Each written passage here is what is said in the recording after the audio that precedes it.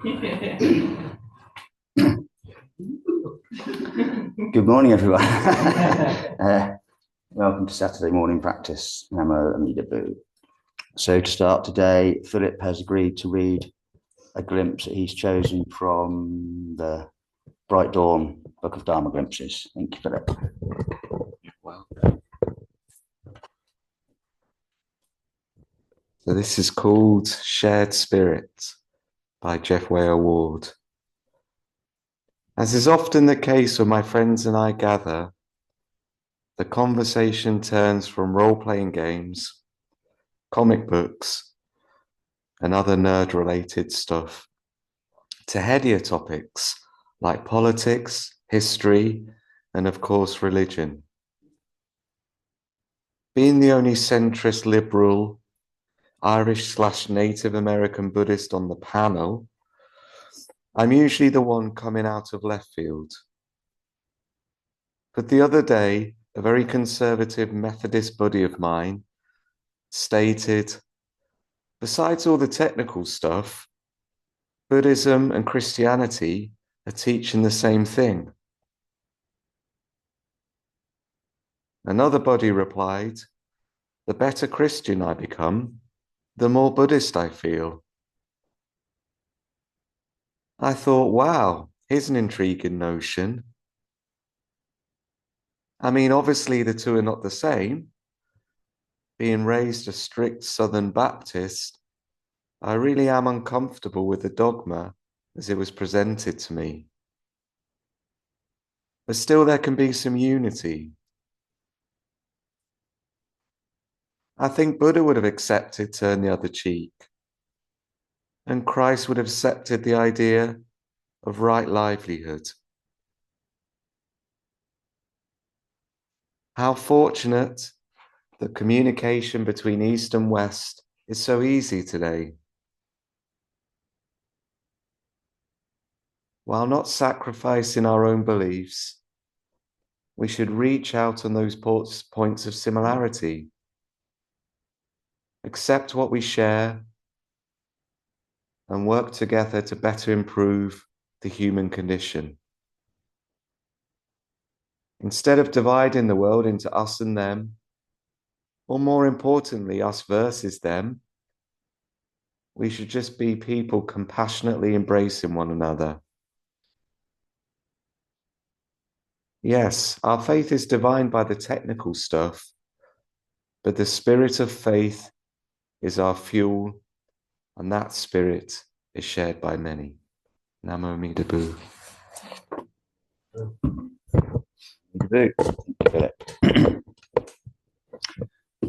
So we'll now sit in silence for a period of time before going into chanting.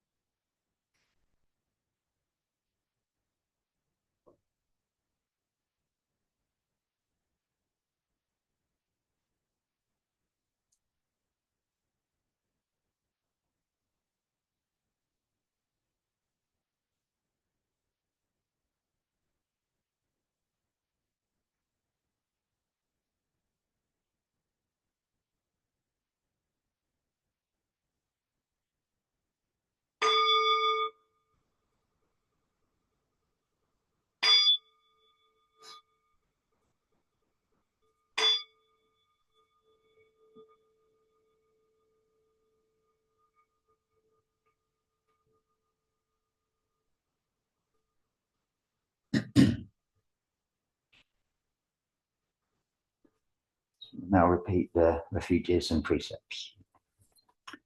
For refuge, I go to the Buddha.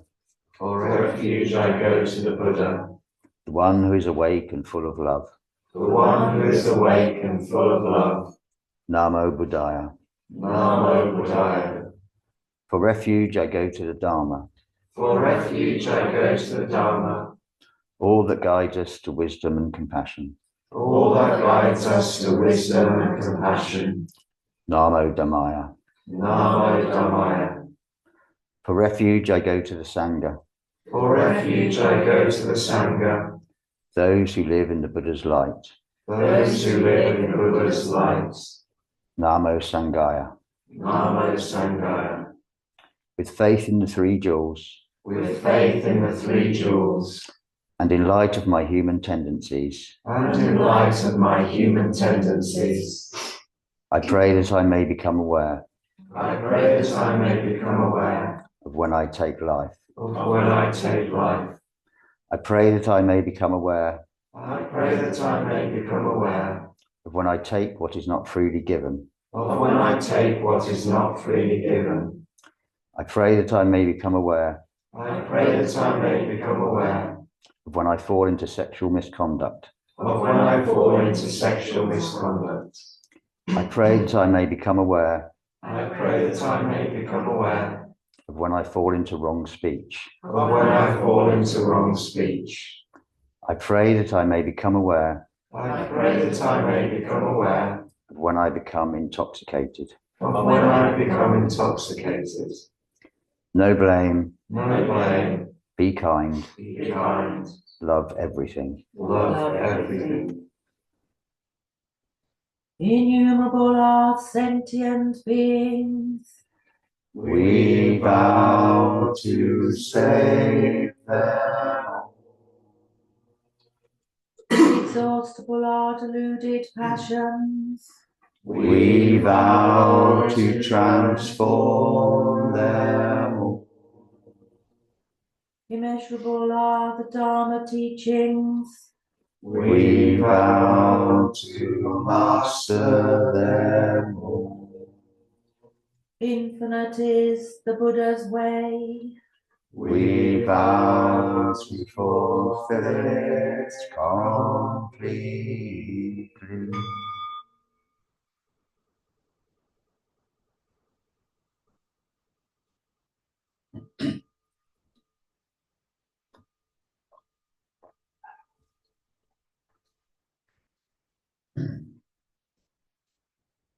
So I've written a few things down again, and I'm going to talk about sangha and what it means to different people. As far as I know, the word sangha was in use before the time of Shakyamuni Buddha, the Buddha who lived around 2,600 years ago. It comes from an old Pali word meaning association, assembly, company, or community. The original Buddhists used the word to describe the group of monks and nuns who traveled around India with Shakyamuni as he went on his way spreading the Dharma. And now it is best known as one of the three jewels which all Buddhists take refuge in, as we did just now: the Buddha, the Dharma, and the Sangha, those who live in the Buddha's light. Some Buddhist traditions do not include lay people in their Sangha, and the term only refers to the practicing monks and nuns. But for most Mahayana Buddhists, the word Sangha encompasses everyone on the Buddhist path, or at least everyone following their particular tradition. Being a part of a community has always been important to me, but since becoming a training minister, and more recently one of the stewards here, I'm growing to love and appreciate our Bright Earth Sangha more and more.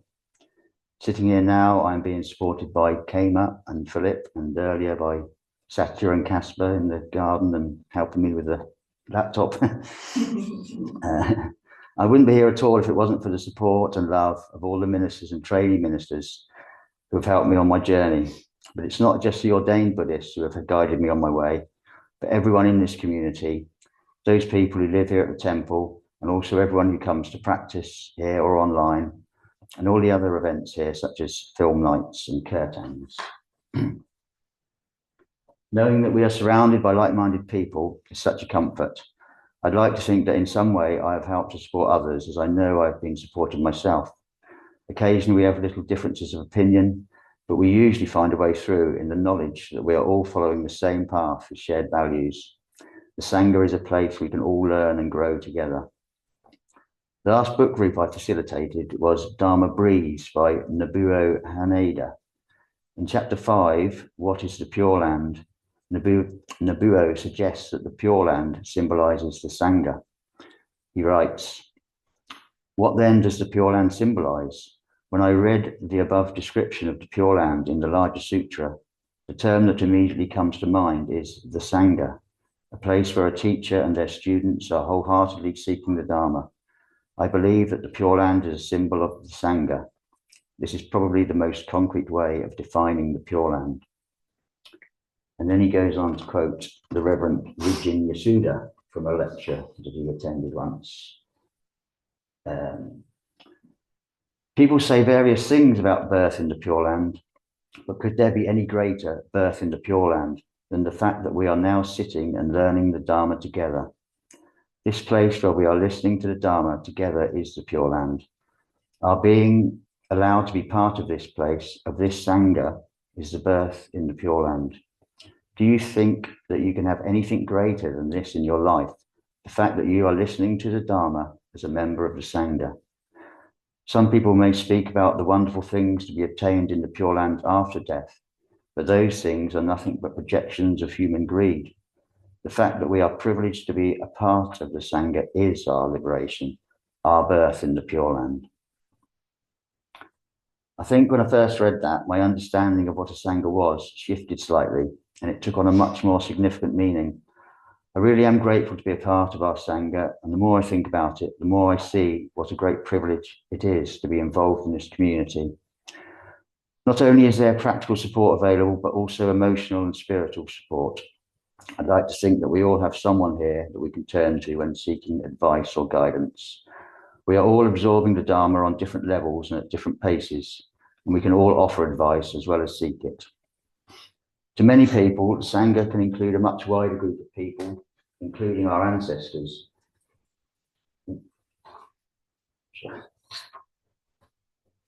Before the Buddha died, someone asked him who would take over after he was gone. His answer was, no one will take over, the Sangha and the Dharma will take over.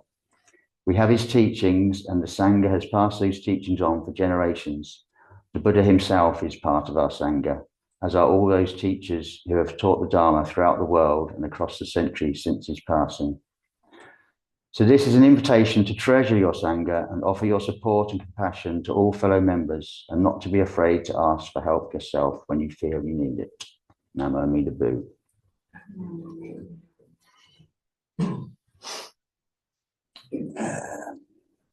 Prostrations.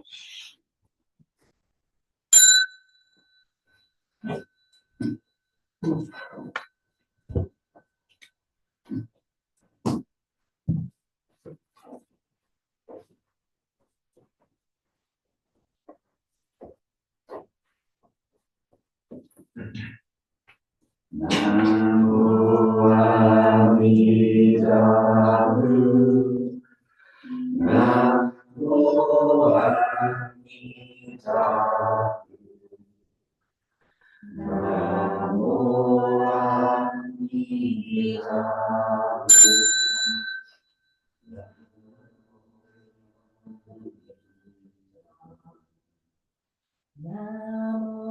Amida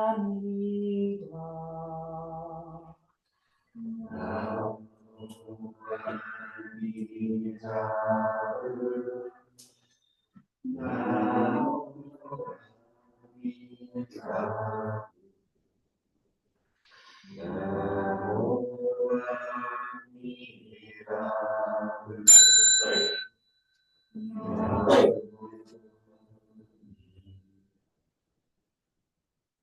Namo Amida Bu. Namo Amida Bu. Namo Amida Bu. Namo Amida. Namo Amida Bu. Namo Amida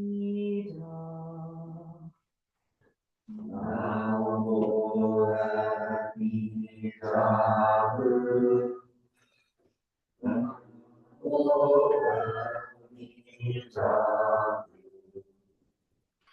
Namo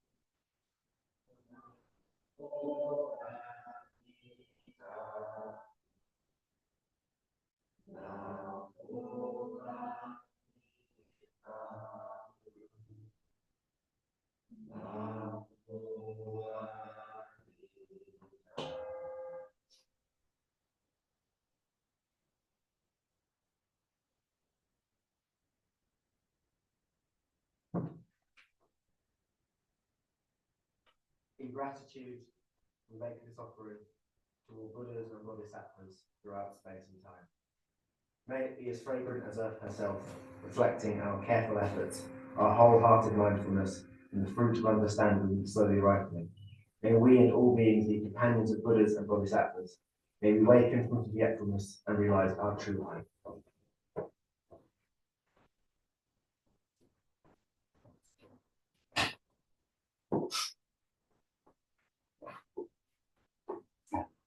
Now we bow to each other.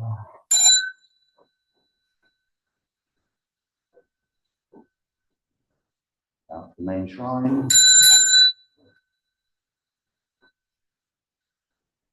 Tidy our seats and bow to our seats.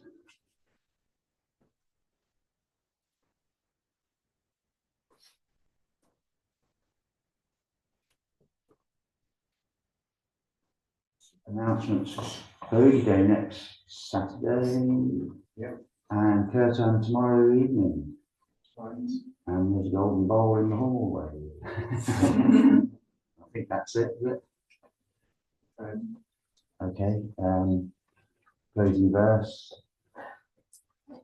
Blessed by Amitabha's light, may we care for all living things. Amen. No need to move.